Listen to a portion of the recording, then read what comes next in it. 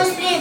আলহামদুলিল্লাহ, অধ্যকার জামিয়া শাফিয়া সোহাইলিয়া মাদ্রাসা কর্তৃক আয়োজিত সাপ্তাহিক বক্তৃতা সেমিনারের সভাপতি সাহেব এবং উপস্থিত রয়েছেন ইসলাম প্রিয় তাওহীদের নেতা, সকলকে জানাই আমার পক্ষ থেকে আন্তরিক মুবারকবাদ ও অভিনন্দন এবং আল্লাহর শুকরিয়া আদায় করে বলি আলহামদুলিল্লাহ এবং সকল রাসূলের প্রতি দরুদ পড়ি সাল্লাল্লাহু আলাইহি ওয়াসাল্লাম। মুহতারাম হাজিরিন, আমি আপনাদের সম্মুখে রাসূলুল্লাহ সাল্লাল্লাহু আলাইহি ওয়াসাল্লাম এর একটা হাদিস পাঠ করছি। এই হাদিসের মধ্যে রাসূলুল্লাহ সাল্লাল্লাহু আলাইহি ওয়াসাল্লাম বলেছেন, তালাবুল ইলমি ফারিদাতুন আলা কুল্লি মুসলিম, অর্থাৎ ইলমের শিক্ষা করা প্রত্যেক মুসলিম নারীর উপর ফরজ। সুতরাং আমাদেরকে ইলমের জন্য আগ্রহী হতে হবে এবং ইলম অর্জনের কোনো নির্দিষ্ট সময় নেই, মানুষ জীবনভর শিখতে পারে। তাই তো বলা হয়, তোমরা থেকে কবর পর্যন্ত ইলম অর্জন করো, তাহলে হবে আজকের আলোচনা সার্থক। এই বলে আমি আমার বক্তব্য শেষ করলাম।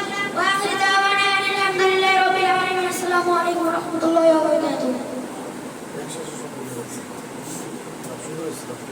মাশাআল্লাহ, আলহামদুলিল্লাহ, জাযাকুম